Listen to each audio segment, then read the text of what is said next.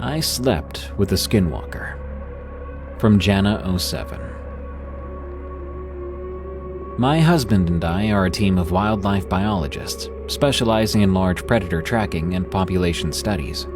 We will often find ourselves camping in remote areas for days at a time while collecting data and setting up trail cameras. A few months ago, we were assigned to a project in Yellowstone National Park. The goal was to gather information on wolfpack movements and their impact on the local ecosystem. It was supposed to be a routine trip. We had done this countless times before, but what happened during those 3 days in Yellowstone still haunts me. We arrived at our designated campsite on a Tuesday afternoon. The weather was perfect, with clear skies, a light breeze, and the promise of a starry night ahead. As we set up our tent and equipment, I remember feeling excited about the work we'd be doing. My husband, I'll call him Tom here, was in high spirits too, cracking jokes about how we should open up a 5-star wilderness resort with our expert tent pitching skills. After a simple dinner of dehydrated camping meals, which Tom insists they're getting better, but I'm not convinced, we sat by the fire, going over our plans for the next few days. The sun had set by then, and the forest around us came alive. I could hear some owls hooting and small animals moving around in the underbrush. It was very peaceful, very familiar. But that didn't last long. We were sleeping in the tent when suddenly, maybe around midnight, Tom sat up, alert, causing me to wake up too. "Did you hear that?" he whispered. I hadn't, but the look on his face made me strain my ears. There it was, the unmistakable sound of footsteps, slow and deliberate, moving through the trees near our campsite. Tom grabbed his flashlight and stepped out of the tent. I watched as his beam of light cut through the darkness, sweeping through the tree line. Nothing, and the footsteps had stopped. Probably just a deer," Tom said, as he crawled back into the tent, but I could tell he wasn't convinced. This scene repeated itself 3 more times throughout the night. Each time Tom would hear the footsteps, go out to investigate, and find nothing. By the time dawn broke, he was exhausted and on edge. "I swear," he said over his 3rd cup of coffee in the morning, "those weren't animal footsteps. They sounded human." I tried to reassure him, suggesting it could have been another camper, maybe even a park ranger doing nightly rounds. But deep down, I agreed, something felt off. Why wouldn't they respond when Tom called out to them? Why did the sounds always stop just as he went to investigate? Despite his lack of sleep, we had work to do. We spent the next day hiking to our research sites, setting up cameras, and collecting samples. Tom was quieter than usual. His eyes were constantly scanning the trees around us. I caught myself doing the same, that vague sense of unease growing stronger every hour that passed.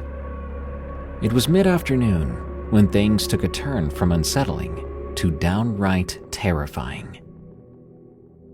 We were checking a trail camera we'd set up a while back when Tom froze. His hand gripped my arm. "Look," he whispered, pointing to a clearing about 50 yards away. At first, I didn't see anything, but then a figure stepped out from behind a large pine tree. It was tall, impossibly tall, and thin too, with limbs that seemed too long for its body.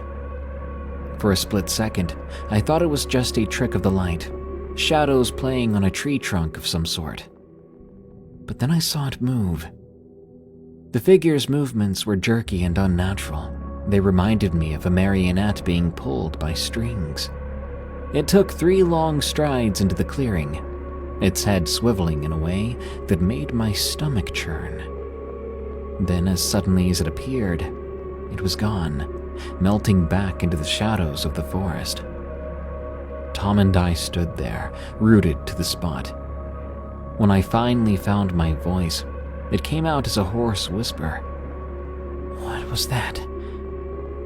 I don't know, Tom replied, his face pale. But I think we should head back to camp. Now. The walk back was tense to say the least. We moved quickly, constantly looking over our shoulders. Every snapping twig or rustle of leaves made us jump. By the time we made it back to our campsite, the sun was setting, casting long shadows across the ground. Neither of us had much of an appetite, but we forced down some food anyway, knowing we needed the energy. We didn't talk much. Not much to say, I guess. We knew that we'd both seen something that shouldn't exist, or some sort of illusion that really freaked us out. As darkness fell, we retreated to our tent. Tom insisted on staying up to keep watch, but I could see he was running on fumes. Eventually, sheer exhaustion won out, and we both drifted into an uneasy sleep. I'm not sure what woke me up. A sound, maybe. Or maybe that prickling sense of wrongness that had been following us all day.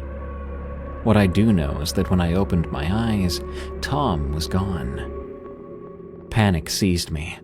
I fumbled for my phone, activating the flashlight app with shaking fingers. The tent was empty, Tom's sleeping bag pushed to the side. "Tom?" I called out, my voice trembling. There was no response. Heart pounding, I unzipped the tent and stepped outside. The night was cool and still. All I could hear was my own breathing. I swept the flashlight beam across our campsite, seeing nothing out of place so far. "Tom!" I called again, louder this time, still nothing. Memories of the strange figure we'd seen flooded my mind. What if it had taken Tom? What if he was out there somewhere hurt or worse? I started towards the tree line, my legs feeling like lead. The beam of my flashlight seemed pathetically small against the vast forest. I'd only gone a few steps when I heard it. Footsteps behind me, coming from the direction of our tent. I whirled around, relief washing over me as I saw a silhouette enter the tent. Tom. He must have gone to use the bathroom or check on something in the truck. Feeling a bit foolish for my panic, I hurried back to the tent. "Tom, you scared me half to death," I said as I climbed inside. "Where'd you go off to?" There was no answer, but I felt movement as Tom settled into his sleeping bag. I got back into mine, still a bit shaken up, but mostly relieved. I felt Tom's arm drape over me. It made me feel so much better, and despite the strangeness of the past few days, I found myself drifting back to sleep. I woke up to bright sunlight filtering through the tent walls. Tom's arm was no longer around me, and his sleeping bag was empty. Figuring he must have gotten an early start, I got dressed and stepped outside. I spotted Tom by our truck. He was closing the driver's side door. The man looked awful, dark circles under his eyes, his movements slow and clumsy. "Rough night?" I asked, walking over to him. He nodded, stifling a yawn. "Yeah, couldn't sleep in the tent again. Kept hearing those darned footsteps. Ended up sleeping in the truck." I frowned, confused. "The truck? Wait, when did you leave the tent last night?" Tom gave me an odd look. "Around midnight, I guess. I tried to wake you up to see if you wanted to join me, but you were out cold." A chill ran down my spine, my mind racing. "Tom," I said slowly, "what time did you come back to the tent this morning?" He shook his head. "I didn't. This is the first time I've been out of the truck since midnight." I felt the blood drain from my face as the full implication of his words hit me. If Tom had been in the truck all night, then who, or what, had been with me in the tent? Whose arm had held me as I slept? I opened my mouth, trying to find the words to explain what happened, but nothing came out. Tom must have seen the horror on my face, because he stepped closer and asked, "Hun, are you okay? What's wrong?" I took a deep breath, my voice barely above a whisper as I replied, "There was someone else in our tent last night." We left Yellowstone that day, abandoning our research project. We requested a transfer to a different area, citing personal reasons. Tom and I keep the story to ourselves, afraid of what other people might think, but knowing that our experiences were very real. And we know that that thing wasn't exactly human. Even when I write this now, I feel the phantom weight of that arm on me. That's something I can't forget. It makes me feel so violated and unsafe. I try not to wonder, but still I do. What would have happened if I had turned to look at that thing lying next to me in the dark?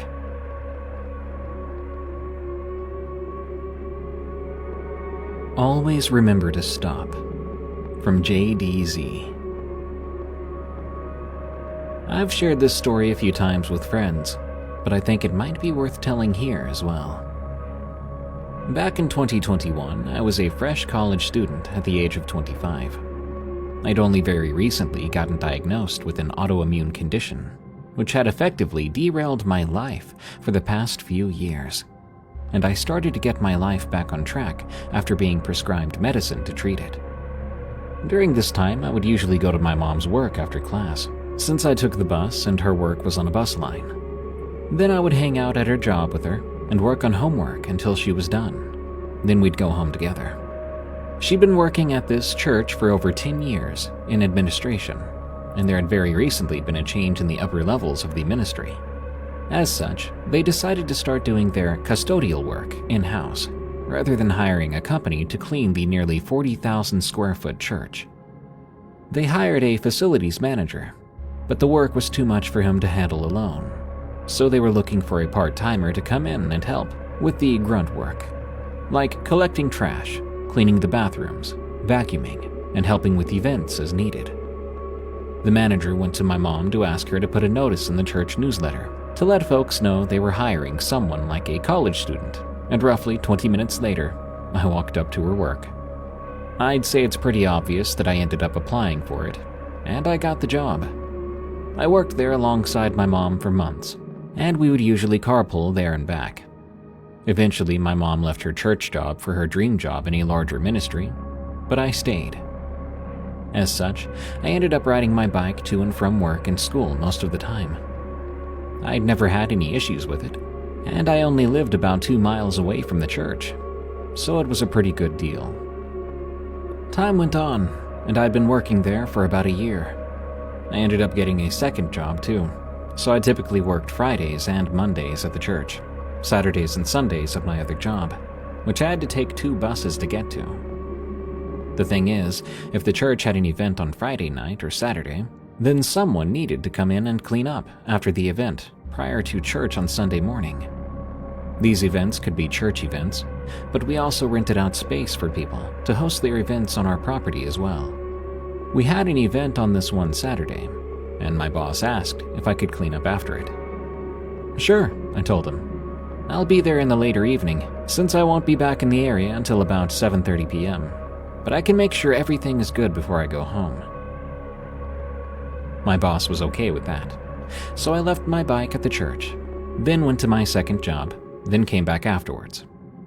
I cleaned up, and it took another few hours to get everything straightened back out for Sunday morning.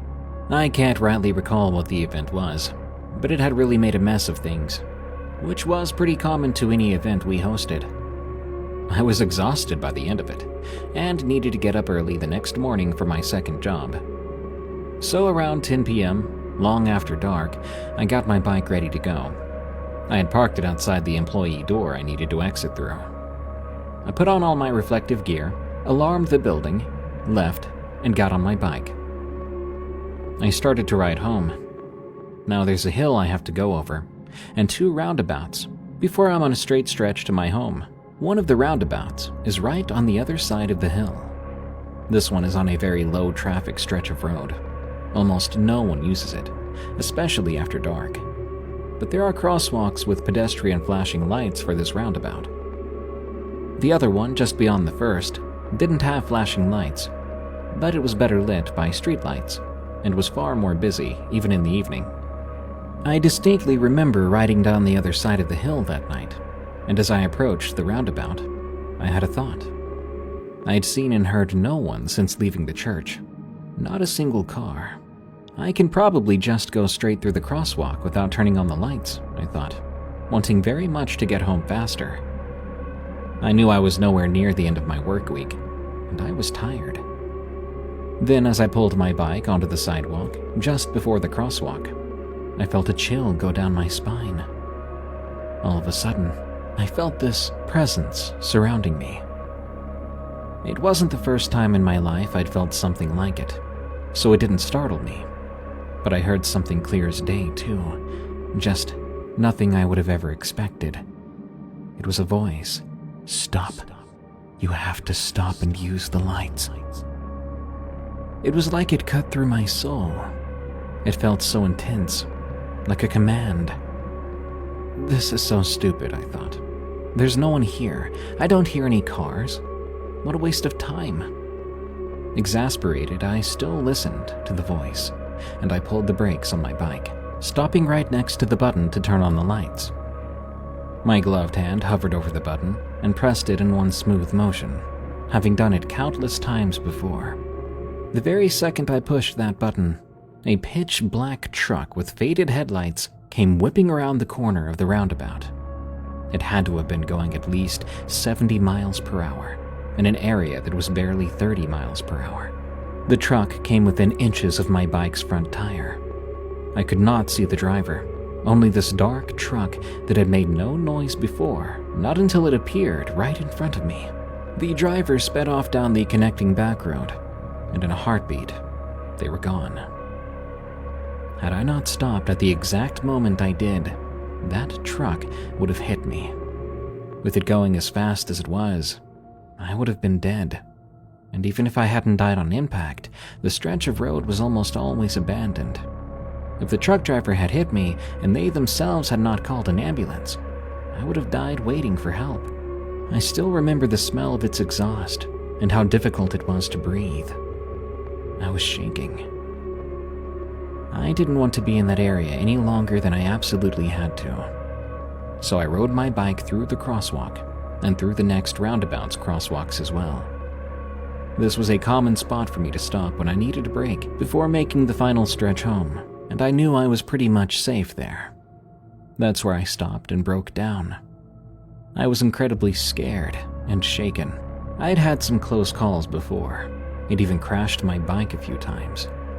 But I'd never been that close to, well, death. I cried for a few minutes, getting it out of my system, before I wiped my face clean and drank some water to calm down. I rode my bike the rest of the way home. I didn't sleep well that night, but as the shock faded, I was so incredibly grateful to be alive and that voice had warned me. I honestly think it was some sort of guardian angel directing me to do the one thing that would keep me safe that evening. Suffice to say, I've never once gone past a crosswalk without stopping and turning on the lights ever since that night.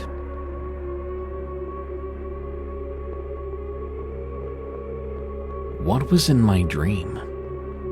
From Victoria C.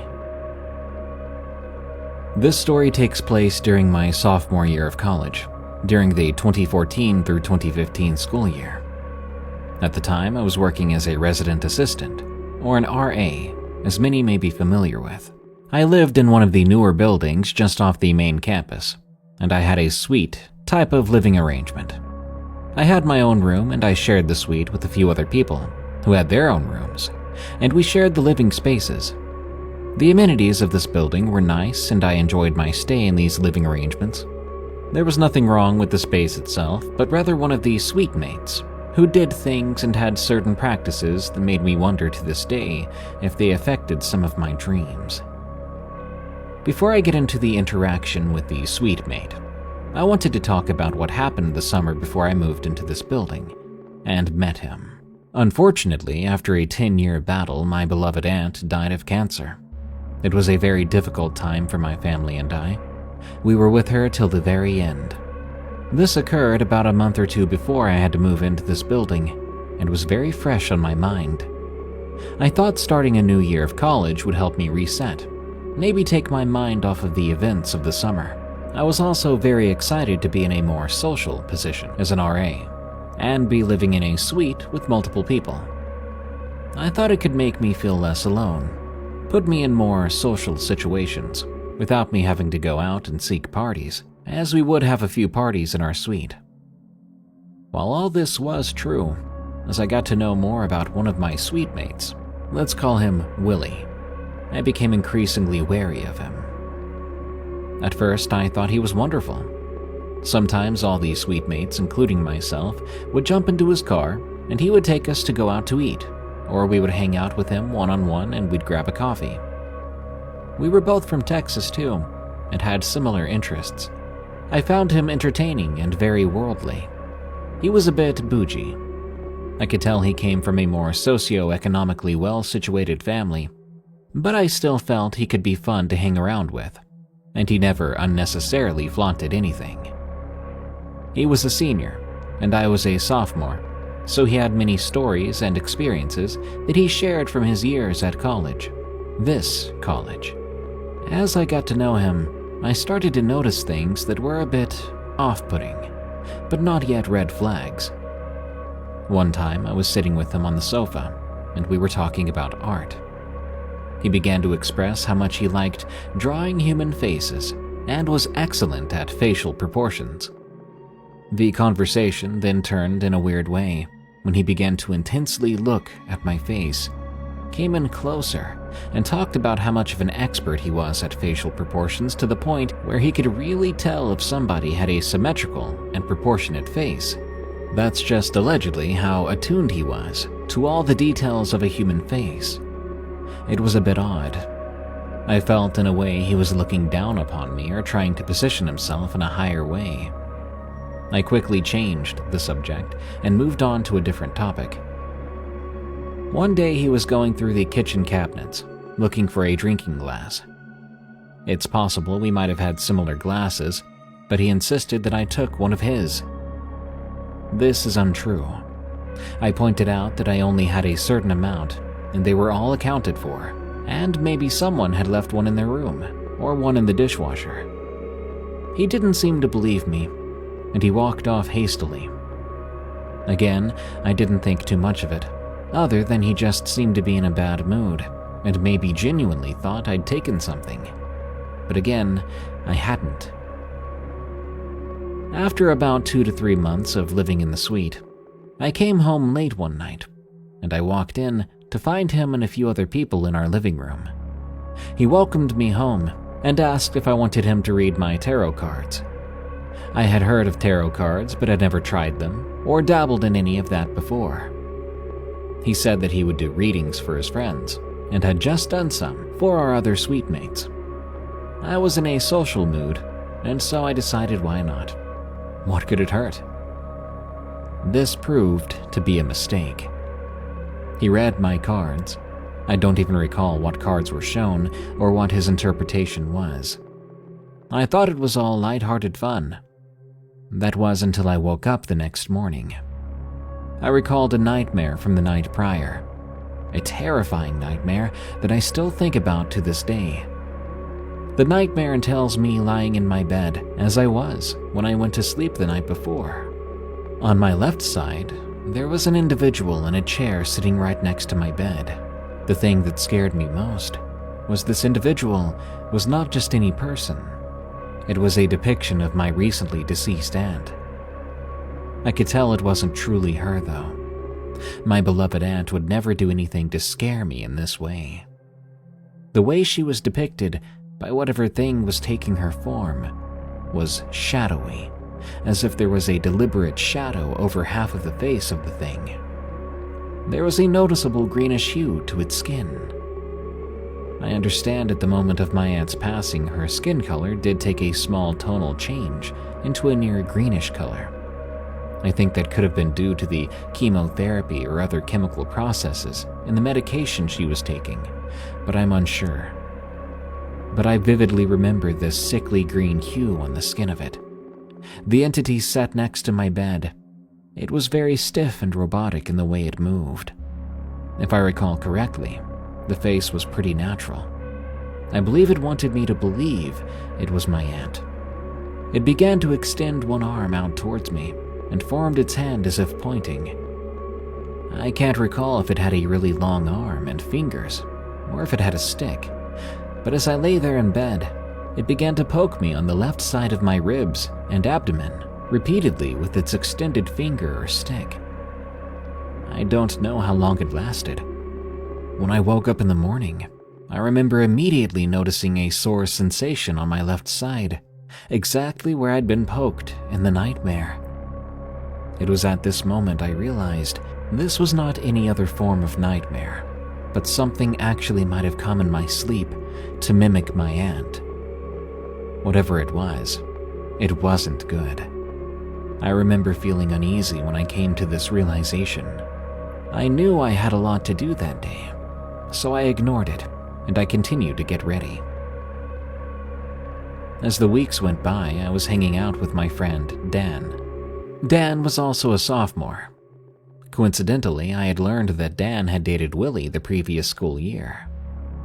Dan told me that Willie was also living in that same building the previous school year, and at one point had hosted a seance.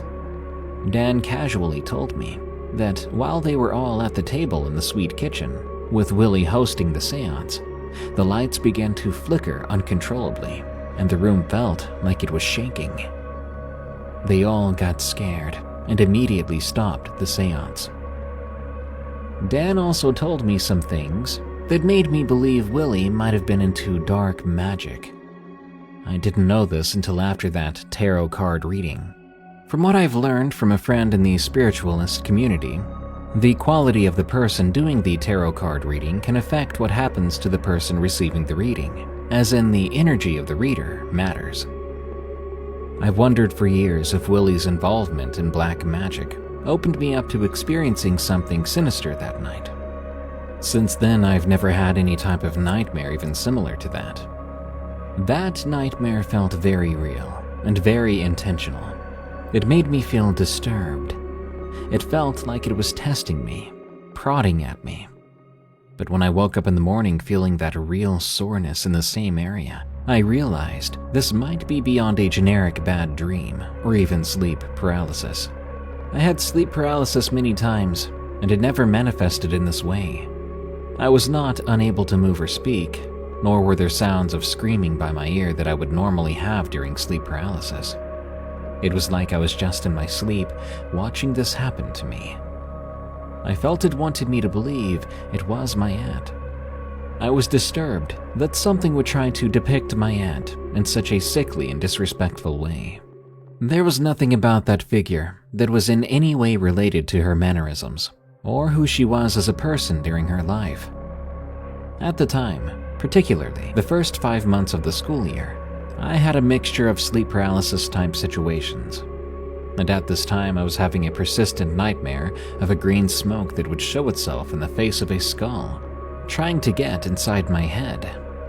In my sleep I could feel my brain almost vibrating and tingling, as this greenish, smoky face would try to enter through my forehead. This happened 3 or 4 times. It even happened when I went back home. I understand grief can do a lot to a person. I believe that sleep paralysis and maybe even this greenish form that would appear at times could be symptoms of stress. But the figure in my bed was unmistakably different than anything I've ever experienced before or after. My relationship with Willie became more and more distant. I never confronted him about it because I wanted to forget about the situation, and as mentioned earlier, I became wary of him. With my busy schedule and him becoming more and more persnickety, I didn't feel a strong need to associate with him as much. Sometimes I could hear his conversations with his roommate, and frankly, he could say mean things about people. As the year went by, he became more judgmental. He would complain about the college quite often, and he seemed very unhappy. He just wanted to graduate. In fact, I don't think he even stayed to cross the stage for graduation because he hated being at that school. My takeaway thoughts about this experience is if you're someone who is interested in getting any type of spiritual or tarot card reading, please be sure that you know the person or can read reviews about them, that they are reputable and positive as a person. If you find a person who is dabbling in black magic and is doing tarot card readings, I think it could affect some aspects of your life. In this case, my dream state. Ever since this experience, I've stayed very far from tarot card readings. Honestly, they scare me, and I don't think I could trust anyone to do that again. Take care and stay vigilant to whom you trust your spiritual energy with. Ghost in the Private Dining Room. From Ladybug 924. I used to work as a CNA, a certified nursing assistant, until my body could no longer handle it. 12 long years. My second job as a CNA was at a facility that consists of 4 floors and a basement. They had 3 different areas of specialty housed there: a memory unit for Alzheimer's and dementia patients, a skilled nursing area for patients that could no longer care for themselves, and an assisted living area, which is where I worked. The way the building is set up was the basement housed the maintenance crew's office, housekeeping things, etc. The first floor housed the memory unit, management offices. The second and third floor housed more rooms for assisted living, beyond the first floor, and the fourth floor housed the skilled nursing area. We were told to consider it a completely separate facility from us, and were not allowed to ask the nurses up there for assistance. The nurses for assisted living left around 5 p.m. every day, along with management and the front desk staff. They also had the supply room and rehab area on that floor, which was the only thing we were allowed to go up there for. I tell you all this to help you understand the layout of the building, to better understand my story. I worked the 3 p.m. to 11 p.m. shift, so I was there during dinner time for the residents. We weren't allowed to call them patients. Also, we weren't called CNAs there. We were called care managers. Each shift differed on the amount of CNAs working. The morning shift had 6 employees, 2 CNAs per second and third floor, a shower aide, and the lead care manager. They were in charge of the other CNAs and took care of the 6 residents on the first floor. The afternoon shift had 5 CNAs, the lead and the 4 other care managers, and graveyard had 2 or 3 care managers. So during each meal, they have 1 or 2 kitchen staff helping serve meals in the dining room, and 3 CNAs. Then 1 CNA is in charge of delivering trays to residents that do not want or cannot come to the dining room to eat for one reason or another. The other CNA is in charge of helping or reminding residents to go down to dinner. The day this experience happened to me, I'd been one of the care managers helping in the dining room. The care managers and kitchen staff that work in the dining room are responsible for setting up the tables for the next day. By this I mean setting down placemats, silverware, and water glasses at each place on the tables. Well, on this day, we didn't have enough dishes to finish setting up after dinner because the dishwasher hadn't finished cleaning all the silverware and glasses. So we decided to go upstairs to help the residents in our sections that needed assistance with showering and getting ready for bed, then come back downstairs and finish setting up later. Also, an important note here is the lead care manager was in charge of vacuuming the dining room after each meal, because it makes so much sense to have carpet in a dining room. Later on that night, after we finished our tasks in our sections, 2 fellow care managers and I headed down to the dining room to do what we needed to do. Me and the other regular care manager finished setting up the tables, and our lead started to vacuum. As we were all working on our tasks at hand, out of the corner of my eye, I saw lights flashing. I look up, and I see the lights in the private dining room flashing on and off rapidly. If you're thinking it was just someone flipping the light switch on and off, you'd be wrong. I forgot to mention that the French doors to the private dining room each have 2 huge panes of glass in them, and they have very flimsy, lacy curtains. In other words, it's very easy to see inside the room. Also, the light switch is located in a position where if someone was standing there flipping it on and off, you would see them quite clearly. The lights flashed on and off for about a minute. Then the 2 French doors flew open and closed again. Then the activity stopped. My coworkers and I looked at each other and asked if we all saw that. We each confirmed we had, and decided to hurry up and finish so we could get the heck out of there. After that, I didn't like going down to the kitchen or dining room by myself after dark. There were other strange things that happened there to other coworkers that couldn't be explained, but it doesn't surprise me as much as that did. Also, considering how many people died there, I'm surprised I didn't encounter more paranormal activity while working there. Good luck to anyone who works at a residential facility at night. Terrifying walk home, from Steph. I was 20 years old and a sophomore at college in Southern California when this happened. It was a Thursday night, and I had just worked the closing shift at my campus's coffee shop. That particular night, my coworkers and I headed over to the taco place next door for a few beers and some food. For context, most of my coworkers were students, either at the university or one of the local community colleges. Everyone was cool for the most part, so it was pretty typical for us to go for drinks or smoke in the parking lot after closing up the cafe to chat, joke around, and decompress at the end of a long, busy shift. Despite our late closing hour, we usually had a constant stream of customers right up until we locked up at midnight. College students and their late-night caffeine needs, after all. This night was a little different, though, because one of the usual closers had called out sick. My manager had called around to see if someone could cover him.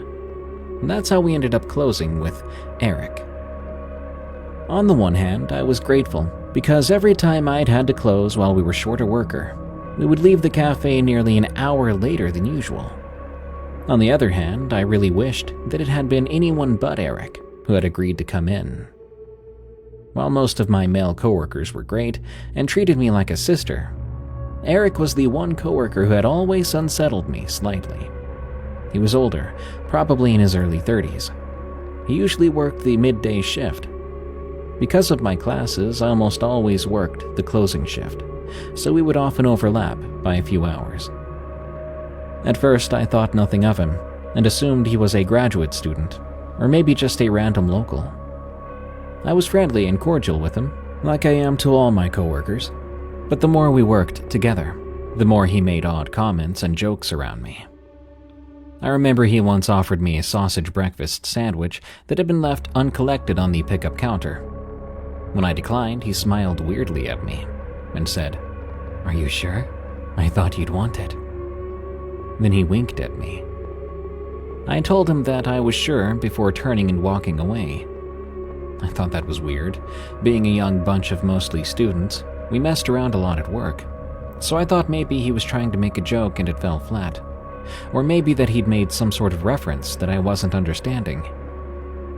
I didn't think more of it until a couple weeks later. We'd just gotten the first shipments of the cookie straws. Yes, actual cookies in the shape of straws, which we'd be selling all summer. My coworker broke a few into pieces so we could all try them. After sampling the cookie, I got back to my closing duties of preparing bottles of caramel drizzle and whipped cream for the next day. Eric was preparing drinks at the espresso bar. When he came closer to where I was working to use the blender, he said to me, "Hey, I bet if we had a cookie straw eating contest, you'd be able to fit the most in your mouth." I don't remember exactly how I reacted. I was somewhat taken aback. I probably just awkwardly laughed it off. I thought about his strange words for the rest of my shift. The joke didn't really make sense. An eating contest is obviously different from a stick as many in your mouth as you can contest, but despite my naivety, I understood what he was trying to get across. Like I said, my coworkers would joke around a lot, and sexual jokes were not uncommon. I tried to brush it off, thinking I had no other choice because it wasn't a big deal. These strange encounters weren't over, though. A few weeks later, when I was eating a banana in the back, scrolling on my phone, he joked that I could probably fit the whole thing in before grabbing a sleeve of cups and heading back to the front. Later that same night, over drinks, after Eric was gone, I asked my other coworkers what they thought of him. None of them said they had any issues with him, just that he was a quiet guy who didn't interact with them much. I thought about repeating his idiotic jokes to them, but decided against it. I didn't want to seem like I was blowing anything out of proportion. All that background happened a couple months ago. Shortly after the banana incident, we hired a new barista, and Eric was moved to the opening shift, so we no longer overlapped, much to my relief, until now. That brings us back to this Thursday night. My coworkers and I had already been planning to get drinks after work, so one of them cordially invited Eric, and he agreed. I tried to interact normally with him throughout the shift, but something about the way he kept looking at me unsettled me. While I changed the trash bins in the lobby, I would turn around in time to see him staring right at me before he turned back to whichever drink he was making behind the counter. We even made brief eye contact a few times. When I began sweeping the lobby, I noticed him staring again. When I came behind the counter to sweep, he suddenly turned to me and asked, "Need a ride home tonight?" No thanks, I responded reflexively. I would often accept rides from my coworkers home, as I lived a couple miles off campus, but the thought of taking a ride with this guy sent a shiver down my spine. He didn't respond to this, and continued to stare as I quickly finished up sweeping. By the time we were locking up and heading next door for drinks, I was contemplating just going straight home. I simply didn't like being around Eric. His presence gave me a knot in my stomach. But when I floated the idea of bailing to my other two coworkers, they begged me to stay for at least one round on them. As an underaged and broke college student, I rarely looked at a gift horse in the mouth, so I agreed. Plus, I again figured that I was probably overreacting to some degree. Sure, Eric was a little off, but he was probably just a socially awkward, harmless guy, right? That night, we opted for a bottle of white wine to go with our usual huge basket of chips and salsa. One of my other coworkers, named Chris, tried to make friendly conversation with Eric. That's when Eric first mentioned his fiancée, and I felt the knot in my stomach lift partially. Thinking back now, it was naive of me to think this new information was evidence that I really had been reading too deeply into his comments and looks from before. Regardless, in the moment I was more at ease, figuring he just had an unfortunate and immature sense of humor. So I stuck around when someone ordered a second bottle of wine. This time it was pink. I was feeling pretty warm and loose by the time the taco place closed, and we had to leave. We all said goodbye, and Chris and I walked over to the bus stop and waited together. We both lived off campus, and I always took the bus. Most nights, Chris's girlfriend would come pick him up after work, but she was out of town that week for some reason. Even at this hour, there were usually still a few college students milling out and about so close to campus, but Chris's presence put me even more at ease. We boarded the city bus a few minutes later. The bus was less than half full, so Chris and I sat in two seats beside each other and continued to chat. I lived further out from campus than Chris, so when we got to his stop and we said goodbye, and I watched as he climbed off the bus and into the night, I popped my earbuds in, resuming the audiobook I'd been listening to on my way to work. I should let you know here that when I was younger, I had a bad habit of not paying much attention to my surroundings when I was out. So I sat there and looked out the window for the remainder of my ride. I rang the bell when my stop was next, and stood to get off the bus as it came to a familiar curb. As I exited from the front door, I noticed someone in a dark hoodie getting off the bus from the side exit. My stop wasn't a busy one. At this hour, more often than not, I would be the only one getting off the bus here. But still, I didn't think much of it as I began my 20-minute walk home. At the time, I lived in a residential area with lots of houses and apartment complexes.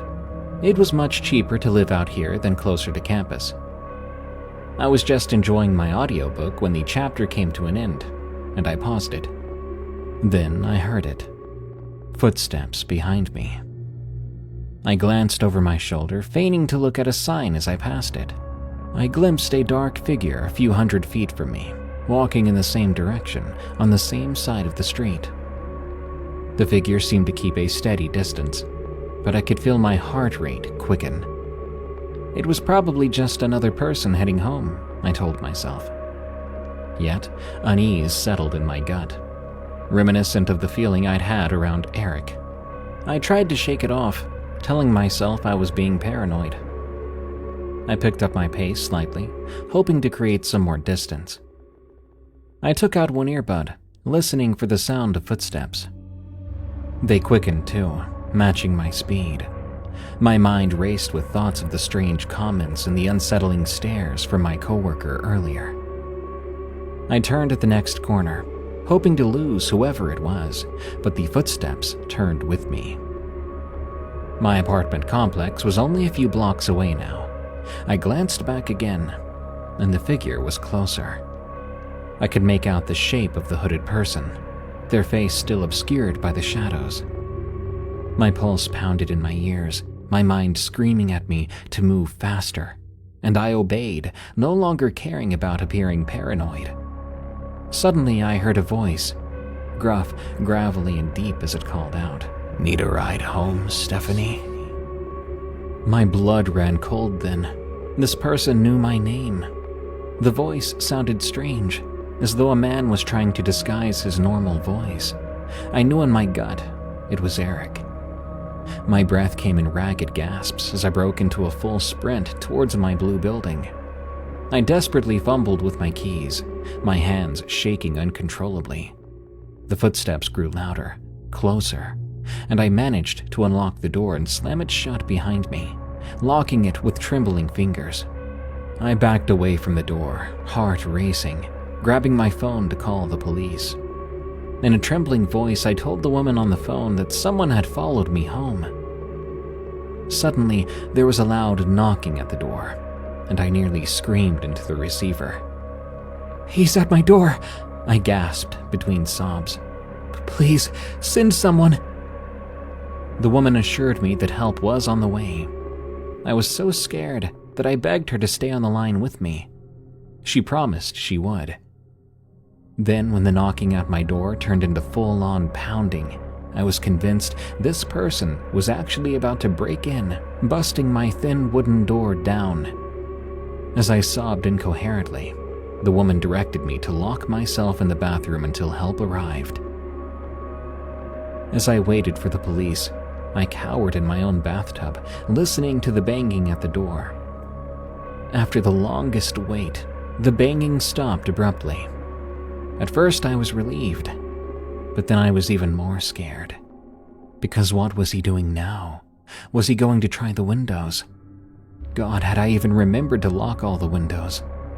As I strained to listen, I thought I heard footsteps pacing on my front porch, until even that sound went away. When the police finally showed up, they found no one. They took my statement and assured me they would patrol the area. But even after they left, I could not shake the feeling of being watched. I called in sick from my classes and from work the next day. I contemplated what to do. I didn't have proof, per se, that it was Eric who chased me home. But I knew deep down in my gut it had to be him. Who else knew my name? Who else would have offered me a ride home in that creepy way? The next day at work, I finally decided to report Eric to my manager. I told her about all these strange comments over the past few months and my terrifying walk home the other night. I expected her to say I was overreacting, but instead, she said that he would be fired immediately. I remember him dropping by that Friday afternoon to pick up his last check and tips. I tried to busy myself with random tasks behind the bar. I didn't want to interact with him or even look at him.